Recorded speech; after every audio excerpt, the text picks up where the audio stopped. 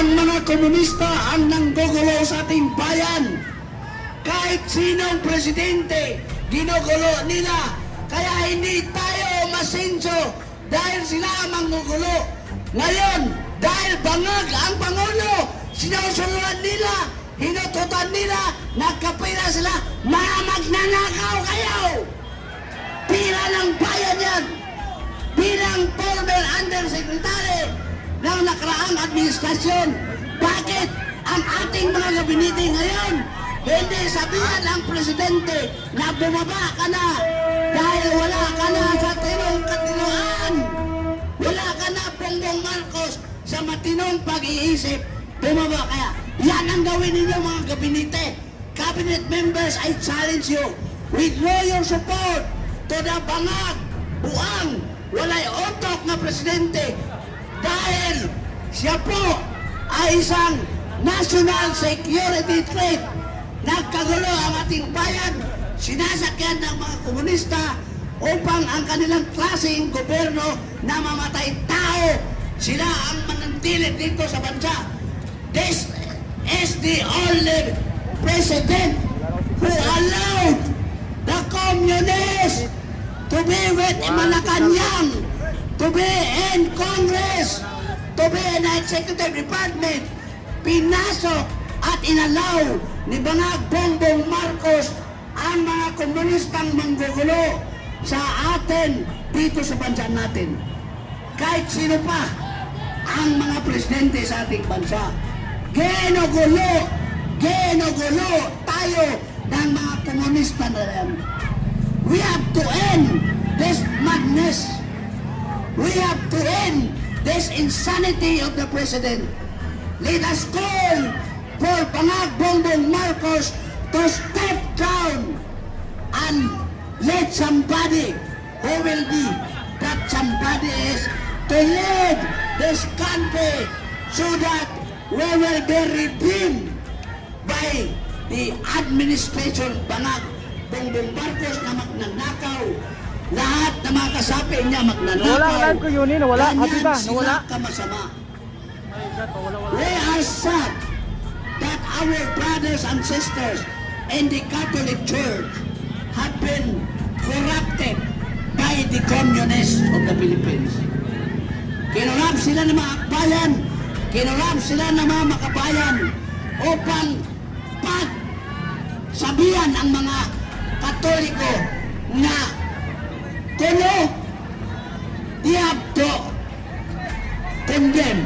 Sabi nila sa kanilang mga sinasabi nila, i-condemn na nila ang corruption. Tama ka, palayasin na natin sila. Sabi nila, yung tinuro na Katoliko, i-condemn natin ang corruption. Pero anong gagawin sa mga magnanakaw? Anong gagawin sa mga corrupt? Wala kayong sinasabi.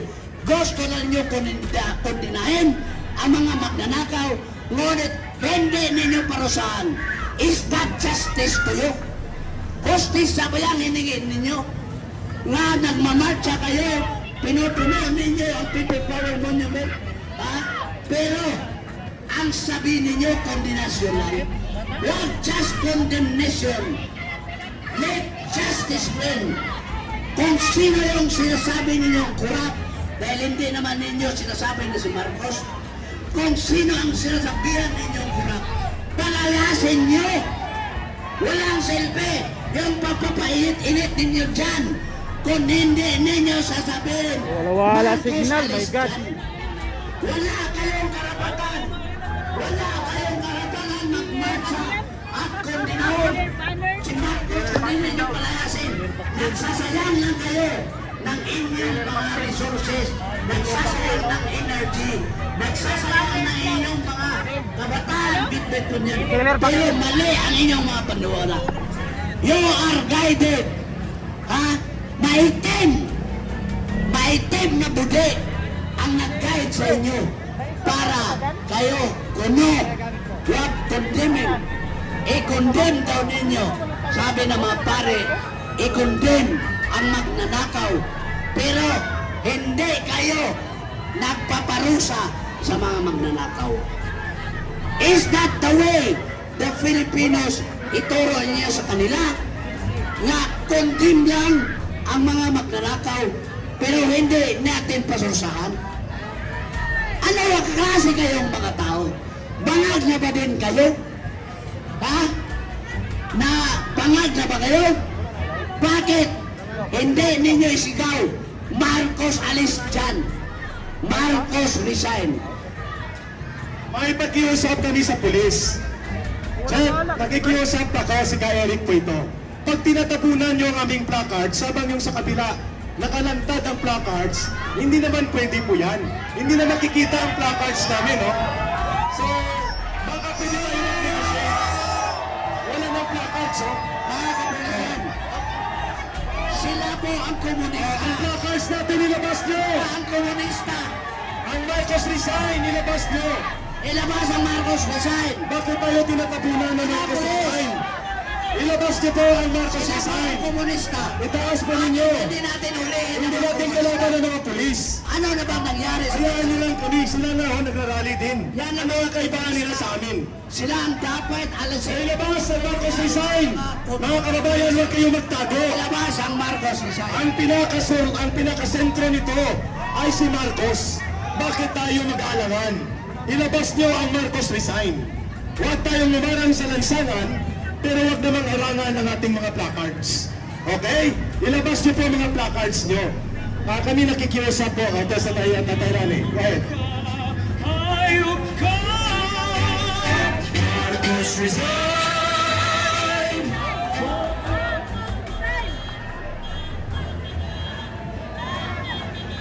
Alam nyo, kitang-kita sa placard pa lang, pera ng bayan ang binagastos nila dyan. 25% ang porsyento ng party list nila sa lahat ng proyekto ng ating gobyerno. Ang nagpondo ng rally nila ngayon dyan ay pera galing sa nakaw ng ating presidente. Ang sino ng kumakampi, nagtatago sa magnanakaw ay magnanakaw na rin. Yan ho ang mga sinakyan nila, mga naka-air condition, buses at mga services pa. Ayan po ang katotohanan sa nangyayari sa bayan natin. Wala talaga, pre. Ang kakampi ng mga kriminal, kitang-kita nyo ang gagarbo ng kanilang mga placards pa lang. Sino ba ang nakikinabang sa paghati-hati ngayon? Alam nyo ba, yung liberal na yan, kamag-anak ng Lisa Ahas Araneta. Sino ang presidente ng liberal? Mar Rojas Araneta. Yes, magising na kayo. Kaya sa mga pulis, mahiya kayo! Kayo ang mga aktivista sa amin na nagpapahirap sa bayang ito. Itaas niyo pa ang pera ng bayan, ang ginastos ng mga placard ninyo. Ang kanilang dahilan, Kaprani, ayaw nila mag-resign si Marcos dahil si Sara Duterte ang papalit. Mga makikitid at paluktok ang utak, di ba? Iyon ang nakasaad sa salitang batas na ang presidente kapag inotel ay papalitan ng vice-presidente. Ilagay na natin kung parehong may kasalanan sa taong bayan. Sino ang may pinakamalaking nilakaw sa kaban ng bayan? Si Marcos! Si Romualdez!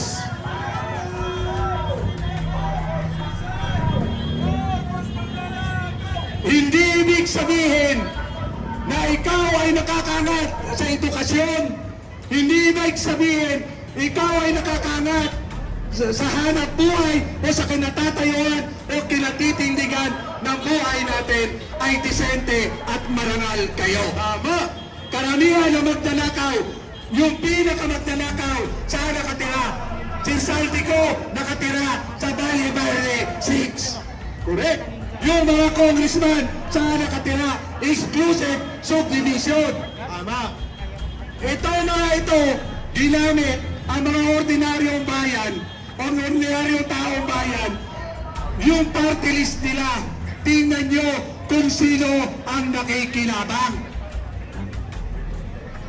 Kaya, huwag po ninyong pigilan na maihayag ng mamamayan ang totoong saloobin, ang paniningil ng taong bayan sa araw na ito ay walang iba kundi si Marcos at si Romualdez. Tingnan niyo ho ang pagkain ng mga mahirap, lugaw. Ang sumisigaw na hustisya, lugaw. Yung kanilang pagkain, magkano ang pondo na ginawa, na binigay ng kanilang party list na yan? Milyon-milyon! Nakaw pa rin yan. Mahiya kayo. Kaya ko ba? Bawal sa simbahan ang magnanakaw. Kung nag-donate, pwede yun. Basta mag-donate ng nakaw, pwede pa rin. Bakit mas kinakanlong nyo yung may pinakamalaking nakaw sa bayang ito? Ayun, malaking tanong. Bakit ayaw nyo singilin si Marcos at si Romualdez? Bakit ayaw niyong papanagutin ang punong kriminal at punong salarin sa punot tulo ng Pandarambon? Bakit tahimik kayo? Galit kayo kay Presidente Duterte dahil minumura kayo para magising kayo. Ngayon, dahil galit kayo, kahit mas demonyo pa sa pinaka-demonyo, si Marcos, kinakampihan nyo, pinoproteksyonan nyo, nasaan ang moral, spiritual obligation ninyo sa tao, mga pari kayo. Mga ipokrito, yun po ang tinatawag na ipokrito. Ayaw nyo sa kunwari pumapatay ng mga kriminal, turukista at mga sindikato at kurap. Kaya ayaw nyo kay Duterte. Pero gusto nyo ang magnanakaw na nag-aari para lamang dambungin at bulabugin ang pundo ng bayan. Pinapalakpakan nyo si Marcos at si Romualdez. Ano ang ginagawa nyo? Yung pinapatay ng mga adik, ng mga ordinaryong membro ng pamilya, pinagtatanggol pa ninyo. Galit kayo dahil tinatamaan kayo. Nasaan na ang moral, spiritual obligasyon nyo, mga pare kayo. Kaya sa araw na ito, dito tayo nagtitipon sa EDSA. Occupy EDSA ito, sapagkat ang EDSA ay para sa taong bayan, hindi lamang sa simbahan at ilan. Kahit noong unang panahon pa lang, unang digmaan pa lang natin, sino ang naguhudas sa ordinaryong Pilipino? Di ba ang mga pare ang naguhudas sa ating mga kapwa Pilipino? At nauulit na naman ngayon